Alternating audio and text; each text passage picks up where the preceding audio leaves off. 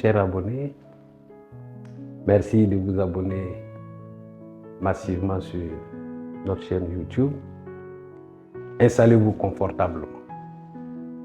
Pour ce second épisode consacré donc à l'examen de mon livre intitulé « Et si Dieu après s'être repenti », c'était racheté à travers Jésus-Christ. Je voulais m'entretenir avec vous sur le thème « Cette terre, premier paradis et création d'une nouvelle terre, le futur paradis ». Il faut dire que lorsque Dieu créa cette terre et y a fait vivre l'homme, le premier et nous, la descendance d'Adam, il était initialement prévu que nous puissions vivre éternellement.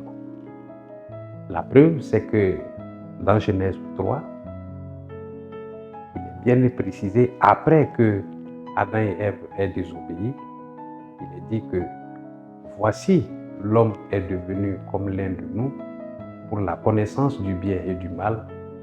Empêchons-le d'avancer sa main, de prendre l'arbre de la vie et d'en manger et d'en vivre éternellement. Alors, c'est quoi l'arbre de la vie? Lorsque Dieu créa tous les arbres plutôt, il avait créé aussi l'arbre de la vie qu'il avait mis au jardin et qu'il avait donné l'ordre à Adam et Ève d'en manger. Donc, dans Apocalypse 21, il est dit que l'arbre de la vie qui se trouvait au jardin d'Éden, que Dieu avait donné l'ordre à Adam et Ève d'en manger afin de vivre éternellement, cet arbre de vie produit des fruits chaque mois, c'est-à-dire 12 fois dans l'année, et que ces feuillages sont destinés donc à la guérison des nations. Donc c'est la consommation de cet arbre-là qui permettrait donc à l'homme de vivre sur la terre et ce de façon éternelle. Mais après la désobéissance, Dieu va faire en sorte que l'homme n'ait pas à manger de cet arbre de la vie, si bien qu'il fut gardé ça par ses saints anges. Alors, pourquoi alors Dieu a fait cela? C'est parce que, comme je l'ai dit, dans son plan de reconquête, il prévoit en créer des nouveaux cieux et une nouvelle terre. Et la preuve, dans Ésaïe 51, au verset 16, il est écrit « Je mets mes paroles dans ta bouche et je te couvre de l'ombre de ma main pour étendre de nouveaux cieux et fonder une nouvelle terre. » Il continue dans Ésaïe 65, où il dit ceci « Celui qui voudra être béni dans le pays voudra l'être par le Dieu de vérité. Et celui qui jugera dans le pays jugera par le Dieu des vérités. Car les anciennes souffrances seront oubliées, elles seront cachées à mes yeux. Car je vais créer de nouveaux cieux et une nouvelle terre.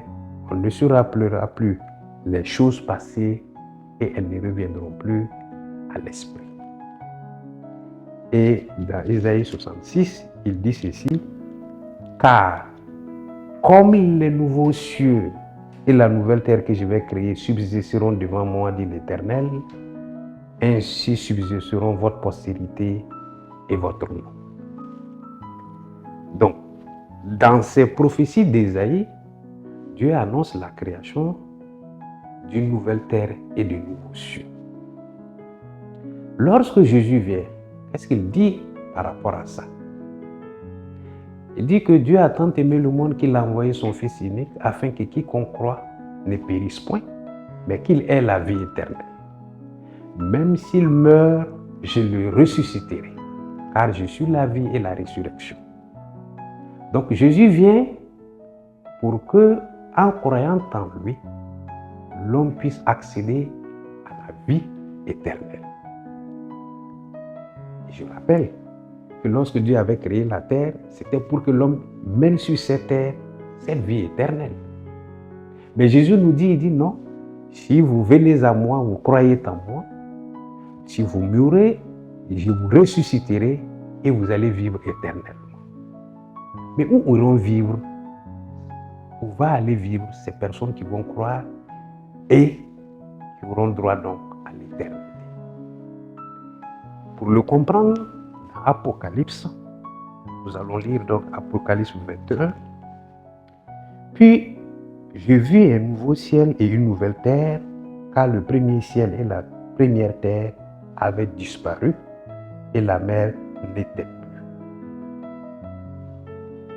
Donc,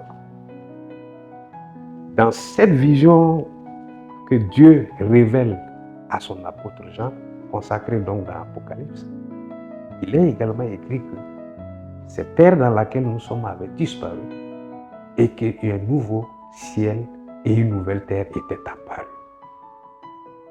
Donc, dans le plan de Dieu pour recommencer, cette terre sur laquelle actuellement nous vivons, à un moment donné, sera amenée donc à disparaître.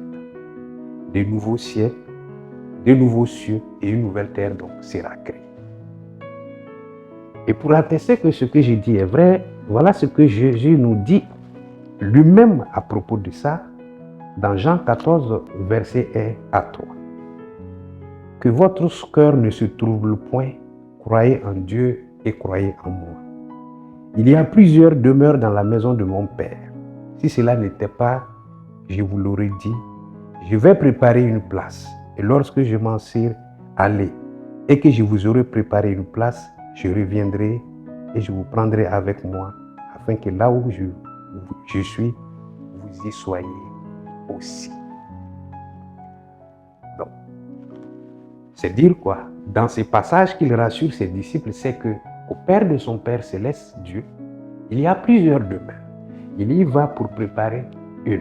Quand elle sera prête, il reviendra et amènera donc avec eux ceux qui auront cru en vous pour qu'ils puissent y vivre avec lui. Donc c'est pourquoi dans le livre, j'ai dit, Dieu dans son plan n'a pas voulu que Adam mange l'arbre de la vie, de vivre de façon éternelle, et qu'il a protégé donc le chemin qui mène à l'arbre de la vie éternelle, parce qu'il avait un plan. C'était donc de recommencer, de refaire toutes choses bien, en se basant donc sur le socle qui est Abraham, à travers l'œuvre de Jésus-Christ, afin de donner à l'homme la vie éternelle sur une nouvelle terre et sur de nouveaux cieux qu'il est en train donc de créer. Pour la suite, je vous invite donc à vous acheter le livre et à le parcourir. Merci donc de vous abonner massivement pour ne rien rater et à bientôt.